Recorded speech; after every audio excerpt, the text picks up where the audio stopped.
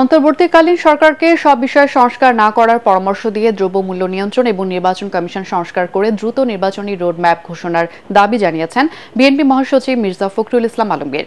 ঠাকুরগাঁয়ে দলীয় নেতাকর্মীদের সাথে মতবিনিময় সভা শেষে সাংবাদিকদের প্রশ্নের জবাবে তিনি একথা বলেন। ফ্যাসিবাদের প্রধান ভারতে অবস্থান করছেন আর ভারত বাংলাদেশের বিরুদ্ধে অপপ্রচার চালাচ্ছে বলেও অভিযোগ করেন মির্জা ফখরুল। এর আগে জেলা বিএনপির কার্যালয়ে নতুন টিনশেড ভবনের ভিত্তিপ্রস্তর স্থাপন করেন বিএনপির মহাসচিব।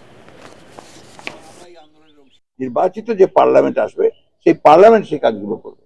এখানে এই সরকারের মূলত দায়িত্ব হবে ওই নির্বাচনের জন্য একটি আপনার লেভেল প্লেইং ফিল্ড তৈরি করা এবং সকলে যেন ভোট দিতে পারে এবং সকলে যেন অংশগ্রহণ করতে পারে তার জন্য একটা কাজ তৈরি করা।